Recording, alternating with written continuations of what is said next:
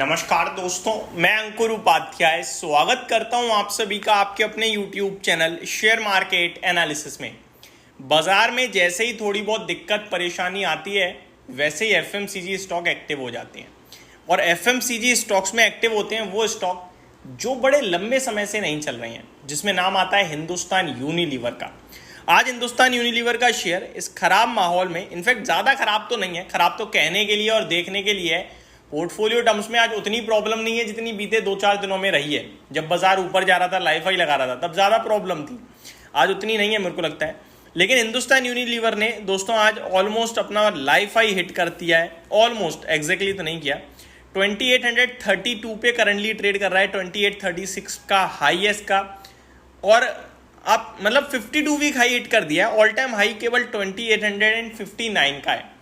तो थोड़ी सी और अगर यहाँ से 1% की तेजी आती है तो ये हिट कर देगा अपना लाइफ हाई।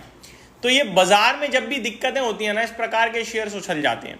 हालांकि इस कंपनी के फाइनेंशियल्स को देखोगे तो वो स्टेबल हैं, एग्जैक्टली स्टेबल। बहुत ही अव्वल दब्बे की कंपनी है, कोई मतलब इसमें सोचने विचार करने वाली बात ही नहीं है। एक एक प्रोडक्ट कंपनी का मार्केट लीडर है, एक एक प्रोडक्ट, ठीक है जी।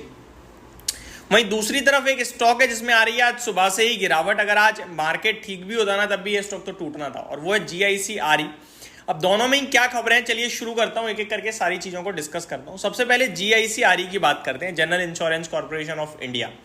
दोस्तों GIC-RE की बात करें तो कल खबर आती है लगभग 5:30 बजे के करीब कि सरकार हिस्सा बिकवाली करने जा रही है इस स्टॉक में, OFS यानी ऑफर फॉर सेल के जरिए, जिसके चलते हम सभी को पता था ये स्टॉक तो टूटेगा। वही वाली बात है, 2 दिन OFS खुलता है, पहले दिन नॉन रिटेल कैटेगरी के लिए, दूसरे दिन रिटेल कैटेगरी के लिए। पहले दिन जहां OFS का भाव होता है वहां शेयर का प्राइस पहुंच जाता है और अगले दिन बाउंस बैक कर देता है। नॉर्मल केसेस में हमने देखा है। अभी GIC-RE की बात करूं तो पहले डिटेल देखते हैं। Government likely to dilute 7% stake in GIC-RE via OFS tomorrow. Government likely to dilute little less than 7% in GIC-RE, ये खबर थी। उसके बाद फाइनल अपडेट आती है। OFS साइज था 4701 करोड़ का। फ्लोर प्राइस तय करा गया 395 रुपीज़ का, जो कि 6% डिस्काउंट था कल के CMP से। Base issue of the OFS is 5.95 crore shares and a green shoe of 5.95 crore shares. लगभग 6 करोड़ तो ये नॉर्मली बेच रहे थे, और अगर सब्सक्रिप्शन अच्छा आया तो एडिशनल 6 करोड़ बेचेंगे, ऐसा कंपनी ने कहा है। ठीक है जी। अब आपको समझना है प्राइस है 395 रुपीज़ का, ठीक है जी।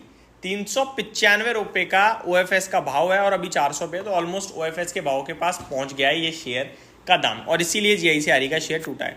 अब क्या करें क्या ना करें, देखो GIC-RE, NIACL, ये सारे स्टॉक क्या है ना यार, कब चलेंगे कितना चलेंगे पता नहीं। मूव आता है तो बहुत बड़ा आ जाता है। हालांकि टेक्निकल टर्म्स पे GIC-RE अभी पॉजिटिव ही दिख रहा है। 380 का समथिंग का बड़ा सपोर्ट दिखता है, वो ब्रेक नहीं होना चाहिए।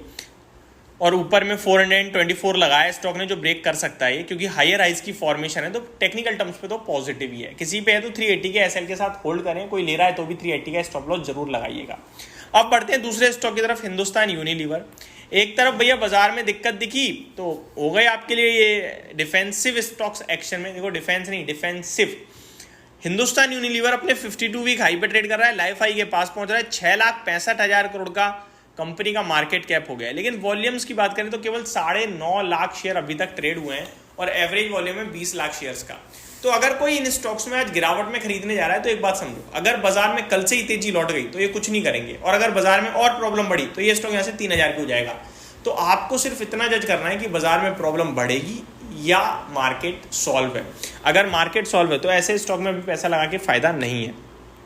अगर दिक्कत दिखती है देन डेफिनेटली आप यहाँ पे प्ले कर सकते हो। तो ये सारी की सारी अपडेट थी मेरी तरफ से इस समय जो बाजार को लेकर थी। अभी आता हूँ मैं कुछ ग्लोबल मार्केट्स पे। दोस्तों यूरोप के बाजार ओपन होते हुए दिख रहे हैं, थोड़े नेगेटिव साइड पे ही दिख रहे हैं एक बार फिर से। तो यूरोपियन मार्केट से संकेत थोड़े नेगेटिव साइड पे ही आ रहे हैं, क्योंकि मतलब कल की गिरावट के बाद एक बार फिर नेगेटिव ओपनिंग ही देखने को मिल रही है यहाँ पे। तो थोड़ा सा अलर्ट रहने में ही, सावधानी बरतने में ही अच्छी चीज़ है। कल जापान के बाजार तो दोस्तों इनफैक्ट आज की बात करूँ तो 4-4.25% तक टूटे हैं। कॉस्पी 3% टूटा है, और ताइवान में 4.5% की गिरावट है। तो भयंकर गिरावट देखने को मिली है ग्लोबली। अपन लोग इतनी आसानी से अभी जो सस्टेन कर रहे हैं ना, ये आज जरूर कर रहे हैं, लेकिन एक आध दिन में अगर ग्लोबली रिकवरी नहीं आई तो अपन भी भारी भरकम गिरावट दिखा सकते हैं कभी भी। तो अभी आप पॉजिटिव रहिए मार्केट पे, स्टॉक्स भी होल्ड कीजिए। फ्रेश कैपिटल ये मत सोचना कि गिरावट मिल गई लगा दो पैसा, ये सोच के अभी पैसा मत लगाना, पैसा बचा के रखो, एक्चुअल गिरावट होने दो। आज केवल और केवल स्क्रीन पे दिख रहा है 130 पॉइंट नीचे निफ्टी है, लेकिन एक्चुअली में नीचे कुछ भी नहीं है।